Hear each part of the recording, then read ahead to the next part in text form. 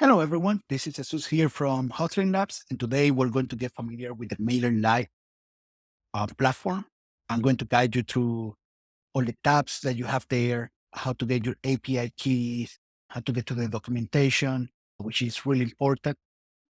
And also, we're going to go through how to set up some of the automations that you might want to set up for those onboarding emails that you're going to start sending once you sign up for your MailerLite account.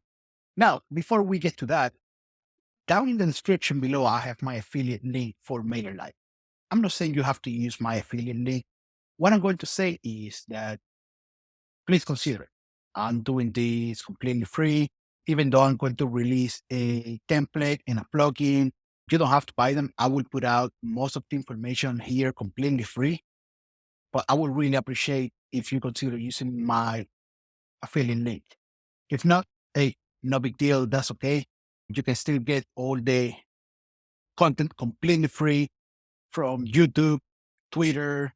Even we're going to create some pages on our website where we're going to have all the videos there and some other content that is going to facilitate the process for you to create your own integration and integrate MailerLite into your project. But if you feel generous, use the link below. It doesn't cost you anything. It just allow us to make a little bit of money off of your subscription. You're not going to be paying more than you will pay otherwise. So it's just a nice way that you can support us, our channel, and our company doing this. We don't make any money from these videos other than you using the affiliate link or you buying our plugin or our template. Otherwise, we're not making any money. With that being said, and that out of the way, let's jump into the MailerLite platform. So here's the dashboard. The dashboard allows you to create campaigns, forms, sites, and automation. Down here, you have your performance overview where you can see some statistics about your account. And here you have statistics about your campaign. Pretty self-explanatory, everything here. Just a nice, easy way where you can see everything in one place without having to jump into other tabs if all you're looking for is the data for your account. You go to the campaigns tab where you can create your campaigns. Campaigns are one-off emails that you send to your subscribers. So that allows you to send out a one-off email to them, or you can use these campaigns to add them to an automation. And we will cover that in the next video. Down here, you have your subscribers. This is where you can see all the people that have signed up to your account. But in addition to that, this is where you can create segments, which is a way where you can segment people based on different criteria. You have groups where you can segment them in a different way. So the best way I can explain it is segment is, let's say, the most engaged people, you can put them in a segment. For group, it's more like, okay, so these people just sign up and they're going through the onboarding process. And once they are done with the onboarding process, then they move from the onboarding group to the next group, whatever you want to call it. Fields, this is where you can create your custom fields and you can see the fields that are in your account that are connected and you can add, but you can create new fields right here. Then you have your statistics, which is a way for you to see, oh, what is the open rate overall, how many subscribers do I have, and stuff like that. Then you have your cleanup. This is how you, the people that unsubscribe or bounce or whatever the case is, they end up here. And lastly, you have your history where you can see everything that's going on. Snack and log. You can create forms, so you don't have to pay for a third party provider for forms. You can create them here, and you can create pop-ups, embedded forms, among other type of forms, which is nice because that allows you to save some money if you are developing other tools like WordPress. If you're developing in Bubble, that allows you to save some time by not having to build a pop-up or a form that you will add to your site. You don't have to build the form, you don't have to build the logic, and you don't have to build the integration for the data that is collected by the pop-up or form to be sent to MailerLite. It's a nice way to get it done fast. Then you have sites here, which are basically landing pages that you can use to gather data or information from people. So the best use case that I can think of on top of my mind is, let's say that you're building an e-commerce business.